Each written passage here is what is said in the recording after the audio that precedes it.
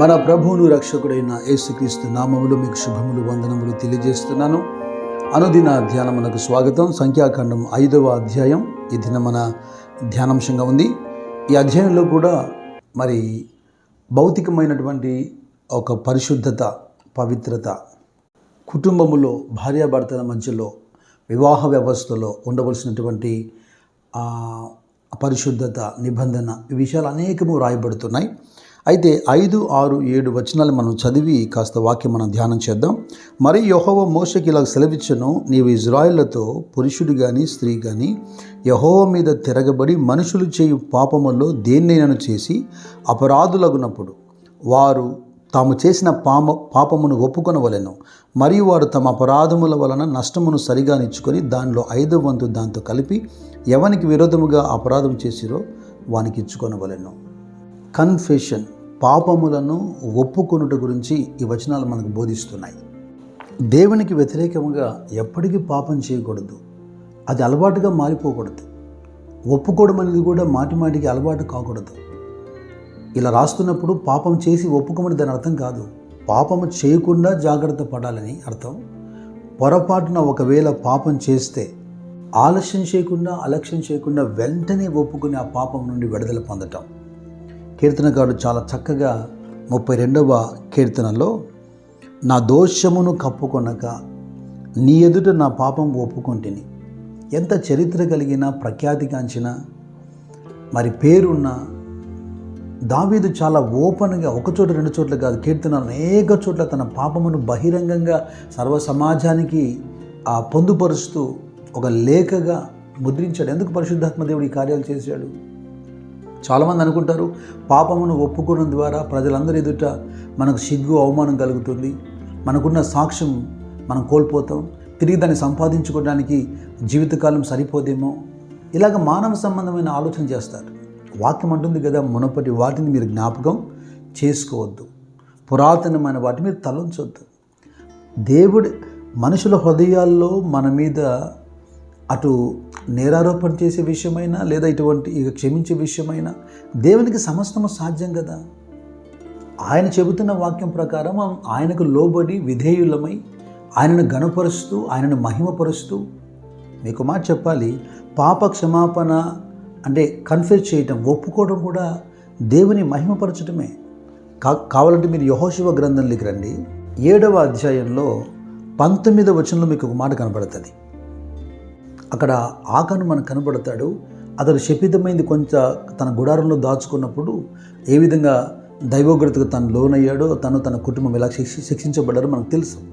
ఆ సందర్భంలో యెహోషువ మాట్లాడుతూ ఆకానుతో అంటాడు 19వ వచనంలో, అప్పుడు యెహోషువ ఆకానుతో, నా కుమారుడా, ఇజ్రాయేలు దేవుడైన యెహోవాకు మహిమను చెల్లించి ఆయన ఎదుట ఒప్పుకొని నీవు చేసిన దాన్ని మరుగు చేయక నాకు తెలుపమని నేను వేడుకొనుచున్నానని చెప్పగా, నీవు నీ దేవుడైన యెహోవాను మహిమపరిచి ఆయన ఎదుట ఒప్పుకొని, అందుకేనేమో దావీదు పలుమార్లు చాలా బాహటంగా పాపములు ఒప్పుకుంటూ రాస్తున్నాడు.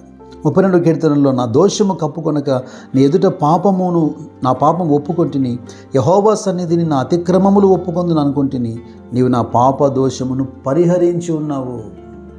అతిక్రమములు ఒప్పుకున్నవాడు కదా వడిదిల్లుతాడు. అయితే చాలామందికి ఇందాక మనం అనుకున్నట్టుగా ఒక ప్రెస్టేజ్ ఇష్యూ లేదా ఒక ఈగో ప్రాబ్లం.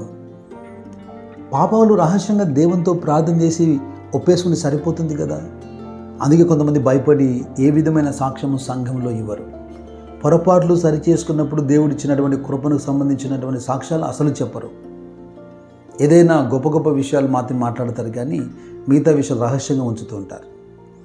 యోబు 31వ అధ్యాయంలో 33, 34 వచనాలు చూడండి. ఆదాము చేసినట్లు నా దోషములను దాచిపెట్టుకొని, నేను ఒప్పుకోకుండా పెట్టుకునే వారి గురించి ఈ వచనం హెచ్చరిక చేస్తుంది. ఆదాము చేసినట్లు నా దోషములను దాచిపెట్టుకొని మహాసమూహమునకు భయపడి కుటుంబముల తిరస్కారమునకు జడిసియు నేను మౌనముగా ఉండి ద్వారము దాటి బయలు వెళ్ళక రొమ్ములో నా పాపము కప్పుకొని ఎడల పరమనున్న దేవుని దృష్టికి నేను వేషధారణ వదును అంటున్నాడు. ఈ వచనం మీద కాస్త సమాజంలో అక్కడక్కడ రాంగ్ ఇంటర్ప్రిటేషన్ విన్నాను నేను. తప్పుగా వాళ్ళు అవగాహన చేసుకున్నారు. 33వ వచనము ఆదాముకు సంబంధించింది పోలిక. ఇక 34వ వచనము ఎవరైతే మాట్లాడుతున్నారో ఆ భక్తునికి సంబంధించింది. ప్రజలకు కుటుంబాలకు భయపడి నేను పాపము దాచుకున్నాను అనేది ఆదాముకు సంబంధించింది కాదు. ఆ రోజున ఆదాము హవ్వ తప్ప ఎవరు లేరు అక్కడ. ఆదాము దాచుకునే ప్రయత్నం చేశాడు అని రాస్తూ, అలాగా ఇప్పుడు ప్రస్తుతం ఈయన మాట్లాడుతున్నాడే, ప్రజలకు కుటుంబాలకు భయపడి నేను పాపం దాచుకుంటే వేషధారణ అవుతాను అంటున్నాడు.